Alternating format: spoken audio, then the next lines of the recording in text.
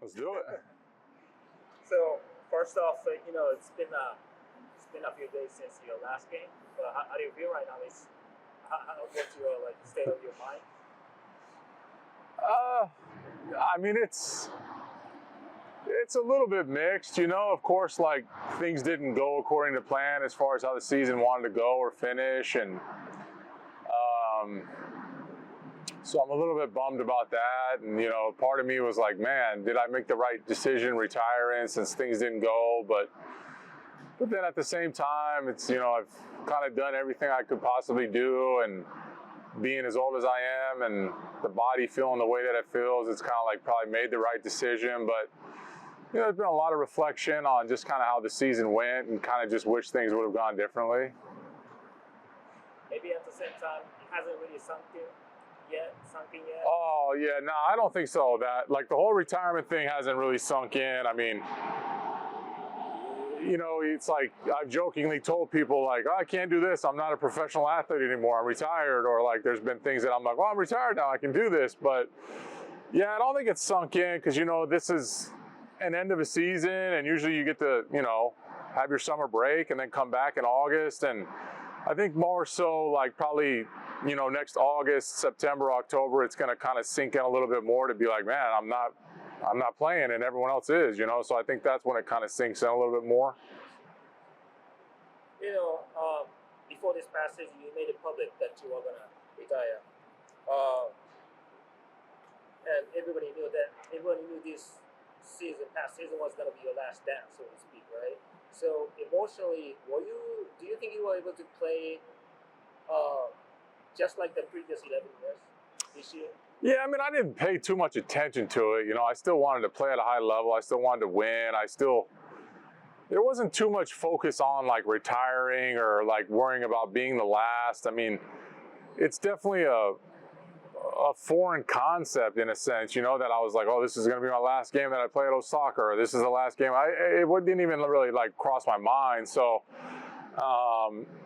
towards the end, it got a little bit more emotional than I think it normally would. But for the most part, I was just concerned about trying to do the best for the team and trying to win. And that was my sole focus. And then I would say the last couple weeks was when it really started to set in, that it was if we don't win this game, then I'm not going to get to play in the playoffs. So then it kind of became a little bit more magnified. Right. So probably you don't want me to say that, but your final game at Todoroki, you choked up. Yeah. Your translator, Yudai, choked up as well. You choked up at the last game in Yokohama as well. Were you expecting that at yourself? Do you think you were gonna, maybe I'm gonna cry my final game?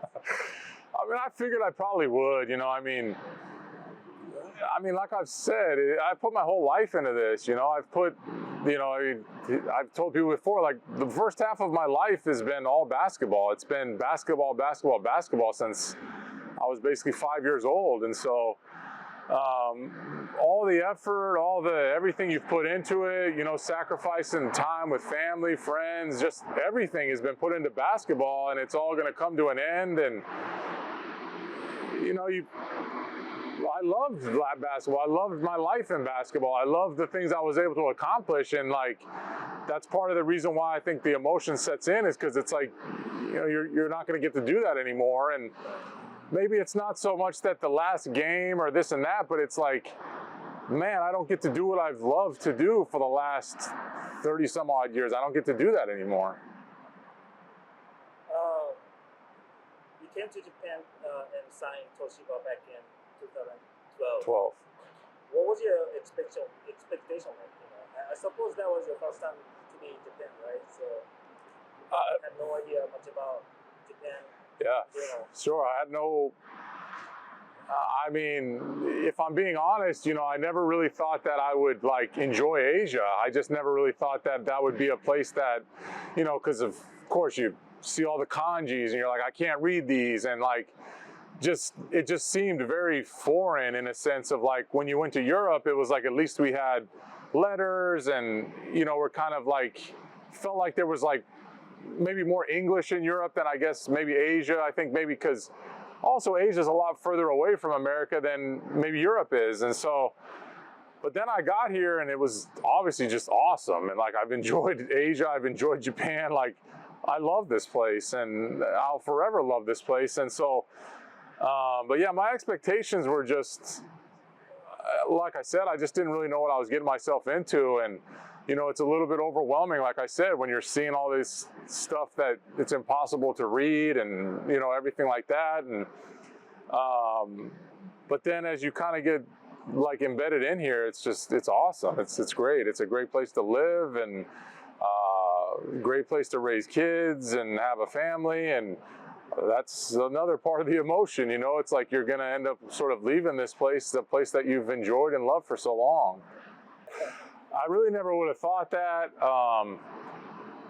I've told the story, obviously, that, you know, my translator at the time, Masa, was kind of explained to me like, hey man, if you play well, you're a good guy and you can stay here for a long time. And this was on the ride from Narita, so I really had no idea what that really, I was like, okay, that's great, but I don't even know if I like it here yet. And then after the first like week or so of practice, that's when I really figured out like, this is where I want to be. And did I know it would last 12 years? I had no idea, you know, but I knew that at that point I had fallen in love with basketball again. And I know that Japan helped me do that. I know Japanese basketball helped me do that. And pretty much just the whole culture helped me fall back in love with basketball, just because of like, basketball is only a couple hours a day. The rest of the time that you're awake and doing stuff, you have to live in that country or live in that culture, and all of that stuff was well suited for me to where it was like I can fall in love with everything here. So it sounds like, you know, you've seen a lot of Americans. This has been kind of a lot of one and done's. You know what I mean? They come over to Japan and they don't like it over here and go home after 1 year, or even they don't even last for 1 sure. year, right? Yeah. Sounds like you didn't have a moment like that. No, there was never any moment that I wanted to leave. You know, I think I've told the story too that you know, at the time the Chinese league was so much sort of superior, and that was the league to play in when you got to Asia. And I was really hell bent on playing in China. Like that was sort of like becoming my goal, to play in China. And I think after a couple weeks in Japan, it's definitely after a couple months, I was like, I don't want to play in China anymore. I want to stay here. Like, this is way better. I had been to China before, but just everything about Japan, it just was like, that would be stupid for me to leave. And so, yeah, I think at that point, my goal was to stay in Japan as long as I could, sign the longest contracts I possibly could, and try to be here as long as possible. Obviously, 12 years is a long time. I bet you had a lot of good times and bad times. But what would you say the best thing that happened to you during your stay in Japan? Oh man, I don't really know the best thing. I mean, of course, one of my best friends is Masa, and like that's probably one of the best relationships that I've had over here. You know, he was my first translator, and he was the guy who really I relied on for everything. You know, I relied on him to figure things out, and he was always there for me, and he really helped me out a lot. And that sort of relationship just blossomed into this great friendship that I think we'll be friends for the rest of our lives. And that's probably one of the best things that happened, because he just kind of like was my tour guide in a sense, you know, and he just broke everything down for me so well. And if I had questions, he would answer them, and it was just perfect because we were on the same team and everything like that. So that was a huge bonus for me. And you know, a lot of people maybe not realize it, but it's, yeah, the translator, you know, when you don't speak the language, makes a huge help, you know, because it's like you're a little bit lost and you don't know what to do, and if you've got someone you can rely on, that's the best thing that it can be for you. What do you feel? Obviously, retirement game that's coming up in a few weeks. You and Masa, you do reunite for one last chance. What do you think? I mean, it's awesome. We've kept in touch. You know, we talk a lot. You know, we text each other all the time, and we've just had this great friendship for the whole time I've been here. And yeah, of course, I can't wait to tell him thank you. And, he's helped me, pave the rest of my life because of sort of how he helped me navigate Japan and navigate this league. When you announced your retirement before this past season, Hase was choking up. Yeah. That, right? And Yuma was choking up at the final game at Todoroki. And Yusei I saw him choking up as well. So obviously you can put Tsuji in on the list as well, but you play along with these group so many years. What is the bond? How would you describe the bonds with them? I mean, it's a bond that we'll have forever. I mean, those guys, those guys are guys that, you're playing college basketball in the States or whatever. Like, these are people you never, ever would have dreamed about meeting in your whole life, and like, we came to work every day with each other for how many years? Rusei and I obviously did 12 years in a row together, and I got to see him. I got to see him get married. I got to see him have kids, and he got to see me do that. And Tsuji's the same way. Obviously, Tsuji played a big role in, helping me get naturalized and helping me learn the language a little bit better. And, we would constantly practice speaking Japanese to each other. And those are things that, it's just, I spent 12 years here. That's like a quarter of my whole life that I got to see these guys like every single day. And it's like, some people I haven't got to do that in the United States with, like people that I grew up with and stuff like that. And these guys, I've done it for 12 years. So that bond is something that I think that will be there forever. And, of course, am I going back to live in the United States? Yeah, I am. But like, it's not like I'm never going to come back to Japan. It's not like, I hope to obviously continue to help grow Japanese basketball. So yeah, that bond with those guys is forever going to be something I view as very special and I'm grateful for. You were talking about your mom and your dad at your final game at Todoroki. And your dad, you were saying basically he almost never gave you credit. Yeah, for sure. Can you talk about him, why he was like that? I know he played professionally in Argentina and stuff like that, but what kind of dad was he?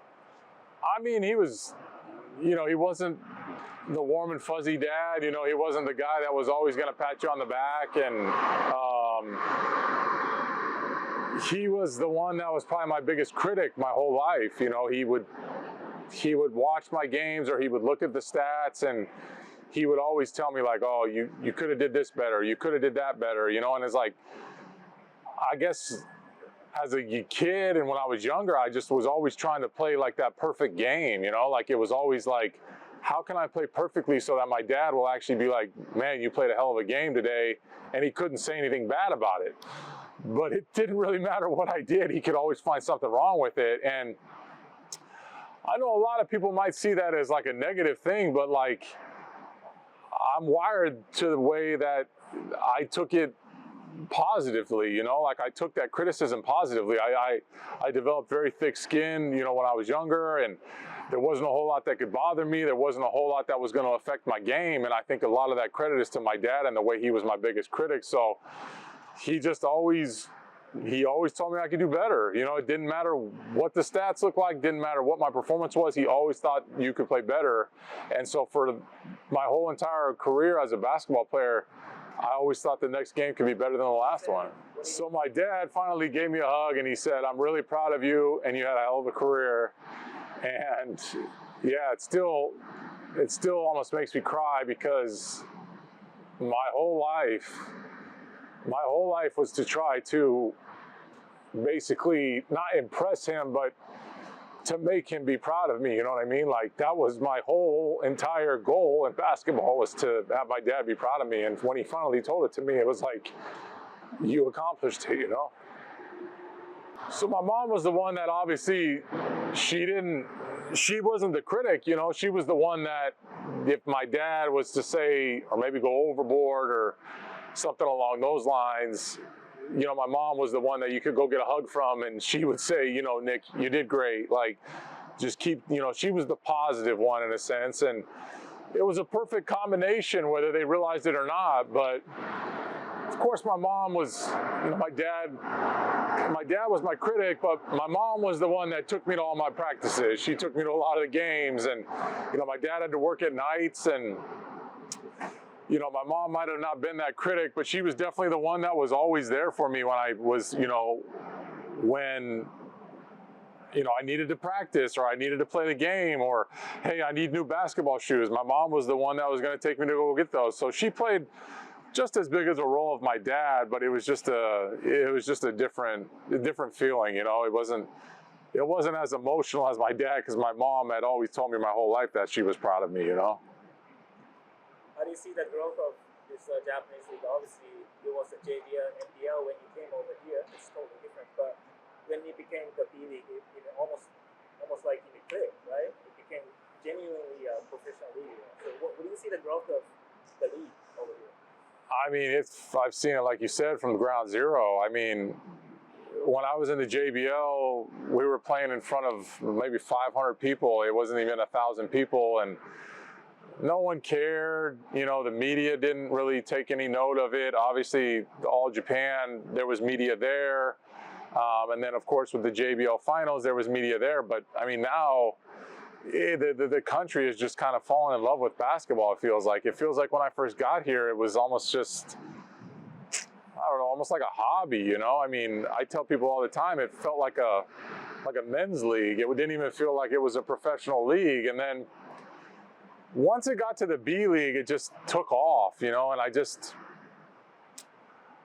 can't help but think, like, the stars just completely aligned for Japanese basketball with the Olympics coming, the B League starting. Obviously, the Japanese team started to get strong. We started to win games. Everything just like blossomed into like being a perfect storm for basketball. And now you see the B League where it's at, and I mean, every team is now building a new arena, it seems, and we're playing in front of 8,000, 9,000 people at some of these arenas, and it just seems like the entire country's watching. I mean, for myself, I walk through Kawasaki, I walk through Lazona, and I can't even go the whole day without taking pictures with people and stuff like that. And I really think the first couple of years I was here, no one even knew there was a basketball league in Japan. I remember you once told me, like, during the NBL, JBL days at Todoroki, like you said, there was very few people in the stands. So I remember you told me that you were kind of able to hear some people speaking on the corner, even during the game. I'm sure you could. I mean, I wish somewhere along the lines, like before maybe the new arena's built here at Todoroki, that there can kind of be like a transition so people can see what it used to look like, because it just looked completely different. It looked like, there was no stands at the bottom. And I mean, even the people were sitting up high, and you could still hear conversations of people, or you could hear an individual kind of chanting or yelling or something like that. But now, I mean, Todoroki is completely transformed into a basketball arena. It's become a place that's fun to play. Whereas it used to just be, I don't know, every sort of arena kind of just felt the same because there was just no energy in it. Yeah, like you said, like you just said, there isn't a day that people don't ask you for a photo, right? And I think your mom she was saying that she was so proud of you because, you're an American-born guy, but you have been embraced by the people here so much. You're gonna have a retirement even. So what do you think of that? I mean, it's awesome. I mean, it's just something you never think of, you never dream of. Of course, my lifelong dream was to play in the NBA, and like that was like my goal, but I mean, at 7, 8 years old, you don't even think about living in Japan or playing in a Japanese league. And then when you finally get here and you see how much everyone's like embraced me and like welcomed me and is like proud of me, and I mean, at this point, I think Japan probably thinks a bit of me is, I'm them, or like in a sense, like you're one of us. And that's just like so awesome to think that you know, someone from a different country, you know, American-born person can be so welcomed in a foreign country. But that's what's kind of awesome about, you know, living overseas. It's kind of awesome, like where basketball is at. It's kind of just an awesome thing about sports. And so I'm just completely grateful to how well I've been treated, obviously, here in this country. Yeah, so obviously you're done with the basketball, but you're not done. Obviously, you're not done with your life. You know, Sure. Second career continues. So what's next for you? I mean, a lot of time on the golf course is what's next, you know, to kind of relax. But again, I've said that I want to continue to grow basketball here. I see the potential, and so I want to continue to help grow Japanese basketball as best as I can and do things like that. But yeah, I think I'll do basketball the rest of my life in some way, shape, or form. You know, I get to be dad more, you know, I don't have to spend so much time on the road, so I get to be dad. I get to be probably a better husband to my wife and be around more often for that. So family is going to be very important. It's going to be a lot of time, but I still think my life revolves around basketball for the rest of my life, and it's just got to kind of figure out how I'm going to make that work. Speaking of you being a dad, I don't believe you had a timetable for your, like, you know, how long you're gonna play, how many years you want to play, stuff like that. But I saw your kid at the Yokohama, and I think especially your son is big enough to remember to play. Was it kind of your motivation to continue to play after this age? Yeah, I mean, of course, you know, I'm a big believer that kids are very impressionable and they have role models, and I was once that age, you know, we were all once that age, and we probably all watched TV, or maybe we were lucky enough to, you know, maybe meet some star player, or, you know, maybe go to a camp and the star player's talking, and like, those are moments that make, to me, professional athletes, you know, like, you know, I got to meet Michael Jordan. Like, I want to be like Michael Jordan because I got to meet him, and like, that's my inspiration. And like, again, like, I hope that my son and my daughter and all these other kids that I've taken pictures with or signed autographs, maybe one day will say, I want to be like Dad, or I want to be like Nick Fazekas. Did you see what he was able to accomplish? And it's part of the reason why I'm so grateful for Nick the Last, and, you know, how the media has helped me kind of with this sort of pedestal of who I am, because it's like, I want all these kids to be better than me so that Japanese basketball can be better than it was when I first got here, and, you know, be a better person than I am, and like, view me as a role model. And I just have always tried to be the best I could for not only my kids, but every other kid that's come and watched me. You know, earlier you were saying like you want to kind of keep helping Japanese basketball. Are you thinking of maybe getting into coaching at some point, maybe? I think that, I think I would love to do like some camps and kind of like clinics and kind of teach, you know. I really want kids to, you know, maybe I can implement my mindset and my work ethic and my sort of how I did it to kind of teach kids how to do it, and maybe even teach coaches how they can maybe do a better job and stuff like that. But yeah, I mean, it starts at the grassroots, you know. It's hard to be impressionable on 28-year-old guys that are already in the B League, but 14-year-old kids that don't really understand what to do, how to do it, what to do, when to do it, those are the kids that I would love to be able to help. And, you know, those 14-year-old kids will be 25-year-old B League players that hopefully are better than the B League players now, and now all of a sudden the league is better, Japanese basketball is better, and, you know, maybe at some point Japan is in the Olympics every single year. This is going to be my last question. So again, you're going to have the playing the one last chance time Yeah. at the retirement game, and there's going to be a lot of players and coaches that you have been associated with. What do you think? What are you expecting? I mean, I expect it to be fun.